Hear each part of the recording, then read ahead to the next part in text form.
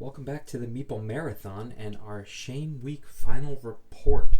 In this video, I am going to give a super brief review of each game that I played during Shame Week last week and let you guys know what my plans are for the game. Basically, whether I plan on culling it from my collection, giving it a second chance, or if it's an instant keeper, an instant classic. So I am going to go through these in the order that I played them throughout Shame Week, so no spoilers or anything like that. So the first game that we played during Shame Week is X-Men Mutant Insurrection. This is a kind of Yahtzee style game where you're basically rolling dice and then re-rolling them up to 2 more times, trying to match symbols on cards and complete those missions. I am going to be giving this one a second chance. I do like the theme. It did seem fun, and it became very difficult to me, but then I found out at the end of the game or towards the end of my playthrough, that I had been playing incorrectly, and I was actually making the game more difficult on myself than it needed to be. So I would like to test this game out at like a 2 character count and a 3 character count, playing by the correct rules to see whether it is just fun enough to keep in my collection, mainly for when my sons get old enough to play, because I think this could be a good family weight game. It's very simple concepts, and the dice rolling and matching, anybody can essentially play. So I'm going to be giving this one a second chance, mainly because I got the rules wrong, and then we'll make our decision after we play it a couple more times. Alright, up next is Marvel Villanous. This one should come as no surprise to everyone who has watched the channel before. This is a keeper for me. I have kind of basically a Villanous collection starting. I have most of the mini standalone expansions, and Marvel Villanous is no different. This is a great family game. It's a game that can be played solo through one, I think, is one of the best solo variants on BGG for any game out there. So Marvel Villanous, which is essentially, if you're not familiar, Villanous is an action selection game where you're going around having to choose a different area to activate, and those areas give you specific actions you can take. What's really nice about Villanous is that each character, and you're playing as the Disney villains and Marvel villains as opposed to the heroes, each villain in the game has a unique way that they are attempting to win the game. So every gameplay, if you choose a different character, is very different from the next, and very different from the person sitting across the table from you. So this is an instant classic in my opinion. Definitely a keeper for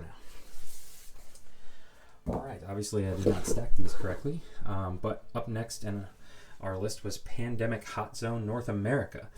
Pandemic is a classic game. Again, this is an action selection game where you're kind of given a certain amount of actions that you can take each turn, and there can be, one action is moving from one location to the other. One action is removing a virus from the city. So, you have a very small, minute amount of actions you can take, but you're basically trying to run around and keep the virus from spreading. But the way the pandemic system is set up, when certain epidemic cards come up, you're basically reshuffling the deck, seeding them into the top, making it more likely that those same hot zones will come back up again. This is essentially a kind of slimmed down version of Pandemic. I really didn't think it was that slimmed down. There's a few things missing that I didn't miss in my gameplay. So what I'm actually going to be doing is replacing my copy of Pandemic. I'll put that one up for trade or for sale, and replacing it with Pandemic Hot Zone. I really don't play Pandemic that much, but when I do, I will really appreciate having this lighter, easier, quicker to set up version in Pandemic Hot Zone. So this is a keeper, and I'm actually going to be culling standard Pandemic from my collection. Right. Up next on Shame Week was Gloomhaven Jaws of the Lion. This one is, for those of you who are not familiar, who have been living under a rock, Gloomhaven is one of the most highest rated dungeon crawler games out there. It utilizes a Euro kind of card hand management style of play versus, as opposed to random dice rolling and things like that, which you see. There is a intense narrative driven aspect to the scenarios, and what they did here with Jaws of the Lion was they essentially made this Gloomhaven 1.5, made it much more accessible to the community, gave you a nice, several introductory scenarios, working you into the game slowly. But my favorite thing about Jaws of the Lion is that they took all of the map tiles and all of the tokens that would populate on a map and condensed them down to putting them directly on the pages of a spiral-bound book. So all you have to do is open up the book to the scenario you want. All your information is there. You just have to put up the standees for the monsters, and you are ready to go. So this was always going to be a keeper. Honestly, the reason it sat on my pile of shame for so long was because of COVID, because I wanted to play this with other people, and as time has gone by, I'm not sure when COVID's going to end, so we're going to give this a shot solo. Up next on in Shame Week was Albion's Legacy. This is another kind of action selection game where you are, similar to Pandemic, you are given a specific number of actions you can take on your turn, and that can include moving is basically movement that you're given. Where do you want to travel to? Where can you travel to? And then you activate a location that you can get to. You can unlock new locations. Those locations are simply tiles that attach to the bottom of the map and kind of spread out all over the place. And every time you flip over a new tile, certain actions happen, like a monster may be added to the board, or you may have a spot where you can gain something, or you may have an encounter, things like that. So the reason this one sat on my pile of shame for so long was because of the rulebook. The rulebook was very just dry and difficult to get through. It wasn't organized very well, in my opinion, but I really loved the theme. So the question was, when I went in playing, was I, willing to have, a big learning curve, because I love the theme. I love the King Arthur theme, and I really wanted to like this game, and I was considering actually putting it in my give it a second try pile, but I'm actually going to call this one from my collection. I feel like I have Tainted Grail, so if I really want a King Arthur themed one, I'm going to go to that one. This one really, just the amount of luck based in it, I just really wasn't a fan of.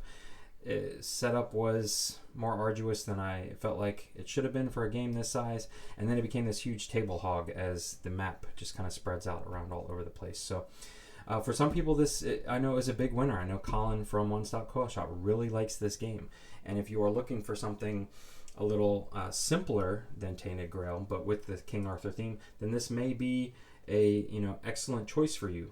I would recommend, if you do go this direction, to watch plenty of how to play videos like Colin's to learn how to play, and be okay with the randomness of dice rolls. So, but for me, Albion's Legacy was kind of a miss, so we're going to be calling this one from the collection. All right, up next was another game in Jasko and Lynn Vander's Legacy line. This was Neverland's Legacy. So again, another theme that I really enjoyed, the Peter Pan theme. All of these Legacy games by Lynn Vander Games highlighted some of my favorite stories as a child, and Peter Pan was no different. I really enjoyed the whole despair mechanic of how, as you got more despaired, this was an action selection game, your actions that you could take were going to be determined by a dice roll. So you could roll the die and end up getting a die face of an action that you wanted to take, or you could be completely messed up by forcing yourself to take a heal action when you were at full health, something like that. But because you're despaired, you had to deal with that. I really liked that mechanic. I really liked the simple nature of the game, where you're essentially just hopping from the island onto the pirate ship, moving up and down. Very simple. You attack a pirate token, you remove it. There was one pirate token that you had to attack twice to remove it. But other than that, there was no dice rolling. There was no missing. If you wanted to get rid of that pirate, as long as you had an action to get rid of him, you could. What I really didn't like about this game in the end was that the difficulty of the scenario that I was playing, and I don't think it would be any different depending on which named villain I put in there, just ramped up through the roof, and I instantly lost. So without even really having a chance to catch back up, the game got out of control and I lost, and this is literally within 3 turns. I wasn't a fan of that, and also I feel like the game would get kind of dry after a while, because there's really no difference in scenarios, there's no difference in objectives. It basically is the same game every time. I thought about keeping this one for the kids, because it is a good family-friendly theme, but again, the ramping up of difficulty all of a sudden when that named villain comes out, if you have not positioned yourself basically to win at that point, the difficulty went through the roof, and I could just see my kids getting frustrated at that point. So similar to Albion's Legacy, I really wanted to like it. This could be a great game for a lot of people, but it just wasn't for me, and so this one will be culling from my collection. All right, up next for the week was Talisman Kingdom Hearts Edition. Talisman is one of your classic adventure style games where, similar to Trivial Pursuit, you're rolling a die and you can either go left or right around the big track, but you have to go that exact number and stop when you get to the end of your die roll. And essentially here, instead of answering a question, you are more than likely flipping over an encounter card or rolling some dice and activating what the building or location says when on a certain die roll. But it's very simple, very straightforward. The turns are really fast. I was actually able to implement, which I believe went fairly successfully, a solo variant for the game, because Talisman ideally is a competitive game, or almost, this version is almost semi-co-op because there's no head-to-head battling. You can assist other players if you want to, but really it becomes a race to see who can get to the inner door and lock it. So what I did was basically create a timer mechanic for the game that made sure I wasn't just running around taking my time, building my character up to this unbelievable stats, and then running into the middle. In the end, I feel like my solo variant could use some tweaking, but it worked to be able to play solo and experience the game. But also, I feel like this is a great theme. Again, very simple for kids to play and understand. They may need some help with the reading, but this is going to be staying in my collection purely because of the theme and the simpleness of the game. It's kind of a classic game. They've now put a great theme on it, in my opinion, that the kids can really enjoy. And so this is going to be sticking around in my collection. May not come out for a while because I don't know if the kids are quite ready for it yet. Maybe my oldest in a year or two, but definitely just going to be holding on to this one until we start playing more family board games. All right, up next was Civilization: A New Dawn. This is Fantasy Flight's take on Sid Meier's Civilization video game, and it is just that. It is a civilization building game where you essentially start from nothing, one capital city, and you are sending caravans around, you are expanding your influence, and you're picking up resources, you are building world wonders, you are upgrading your industry, your economy, your military, you can battle, there are barbarians. It's essentially everything that's in the Sid Meier's Civilization video game. And the reason this one was sitting on my shelf for so long is that I was concerned about how difficult it was going to be to implement the solo AI, which was an official Fantasy Flight solo variant that they released as a print and play back during the pandemic. And that's when I picked up the game. All of a sudden, Civilization was becoming a soloable game. So I went out and found a copy, printed off all the variant stuff from Fantasy Flight, and then got into reading the rules for the game, and was a little concerned about how difficult it was going to be, so it kind of ended up being pushed back on the shelf. What ended up happening is that as I played it the other day, I found out it really wasn't as difficult as the rulebook made it out to seem. I feel like the rulebook doesn't do the game justice as to truly how simple and quick the turns are, and it's basically just this back and forth racing to see who can meet the various objectives. I actually really enjoyed the playthrough. I don't know if this is going to be a forever game in my collection, but for right now we're going to hold on to this because it fits a niche in my collection that is otherwise unfilled, and that's a Civilization game. So I do recommend this if you are looking for a Civilization game that you can play solo. So that was Sid Meier's Civilization: A New Dawn.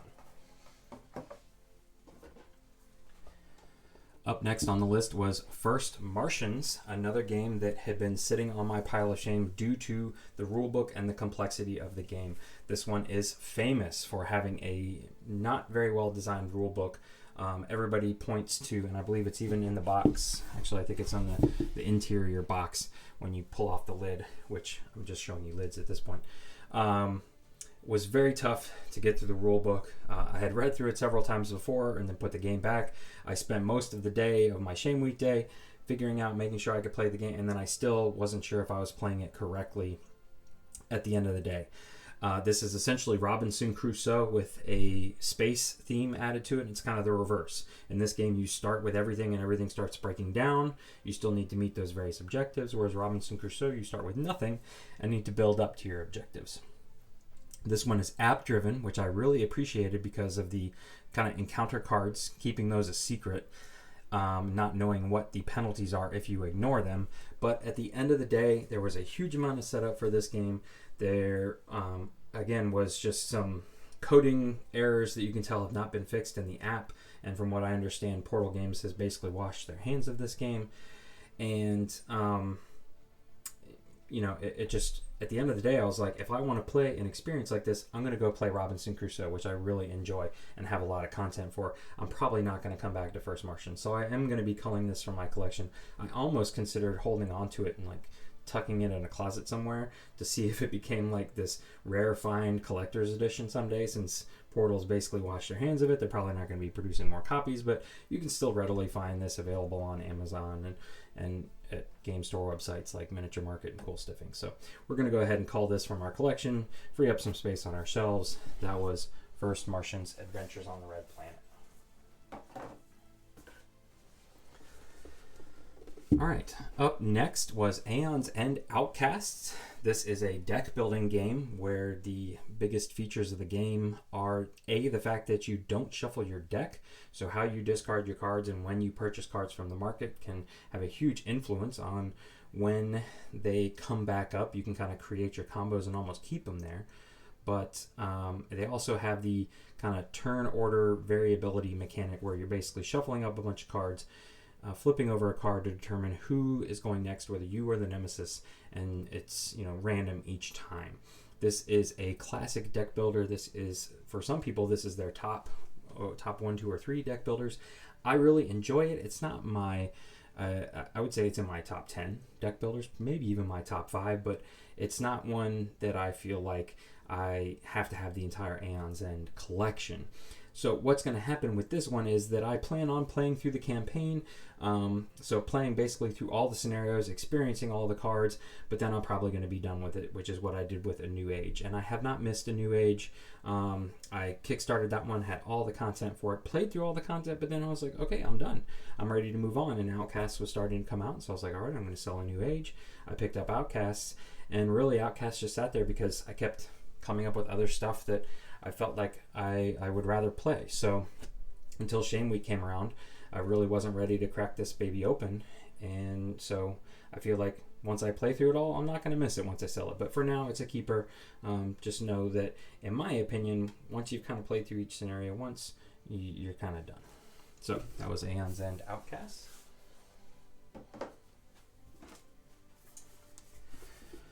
Next up was After the Empire. This is the one game here that did not have any sort of solo mode to come up with. And so I literally just played it single-handedly, played it through just to experience the rules. I had picked up this game in a trade when After the Empire announced that they were coming out with the solo mode in their second edition. So I have joined the Kickstarter to get the upgraded pieces and the solo mode. So basically we're going to be saving this one because I've invested money now for upgrades to it at a later date. So it's certainly going to be saved until then. I may or may not even play it until then because the pieces, the upgraded components make it seem like it would enhance the experience greatly. This one was interesting because it was really tough.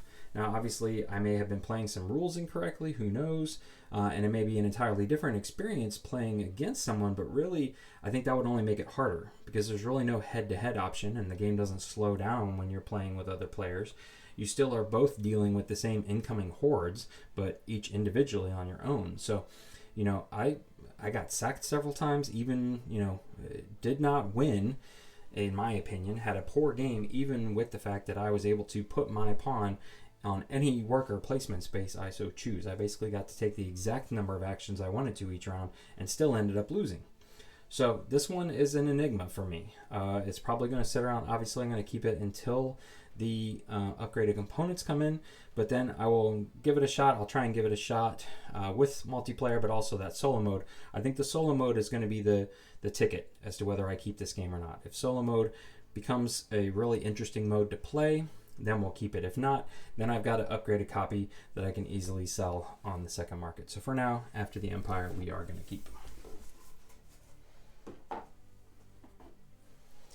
All right, next up on the list was Scythe. As I mentioned in the video, this one is definitely a keeper. I had played Scythe before. I play the digital edition on my iPad a lot. I actually went out and traded for a physical copy of Scythe because I enjoy the game so much, even though I had played it before. So this one obviously is a keeper. I purchased it to be a keeper for now. You know, this is a classic. I am hoping to get my hands on a copy of Rise of Fenris now that I have, you know, an official copy, which is basically why I went out looking for an official copy, because I want to play Rise of Fenris. It's just hard to find right now. So if we do get our hands on that, we'll be posting that campaign to the channel. Otherwise, you know, this one was kind of a mix as to whether I should throw it into my pile of shame, but I had yet to actually play my copy. So we decided to play it on the channel. So Scythe, for now, certainly is a keeper. And then last but not least was Folklore The Affliction. This is a game that had some upgraded components that I wanted to purchase, and so it kind of got pushed off to the side. When those components arrived, I just kind of threw them in the box and forgot about the game. This one I'm obviously going to keep for now. Not 100% sold on. It's, you know, supposed to be D&D in a box, and I really like the whole character creation aspect of it, and how there's, you know, not every combat battle is the huge bring out the map and all the miniatures battle, that there are skirmishes where you don't even need the you know, the miniatures. You just put a card down, roll some dice, and decide the outcome. But I, you know, would like to get into this game. I just don't know at the end of the day whether this will rank high enough that I'll want to keep pulling it out when I've got things like, you know, Descent and Journeys in Middle Earth and Altar Quest, and, you know, we've got Massive Darkness on the way, and all these other similar type games that I've got in my collection. How is this going to fare? But for now, we're definitely going to keep it. We're definitely going to give it a shot. And I'm actually hoping to get more gameplay in during the month of October, where most of my games are going to be themed around the kind of spooky, scary horror theme. And I think this one obviously fits that theme right on the money. So that is it, ladies and gentlemen. That is all the games that we played for Shame Week. I appreciate you guys humoring me so I could get through that. Like I mentioned in some of my other videos, having to post my updates and, you know, the commitment I made to myself to play everything in a week for the channel really helped me get through all these games and make these decisions. So once again, thank you for watching. Thank you for tuning in. If you enjoyed this video, please consider giving it a thumbs up. And if you'd like to see more content like this in the future, please consider subscribing to the channel. Once again, thanks for watching. Have a great day.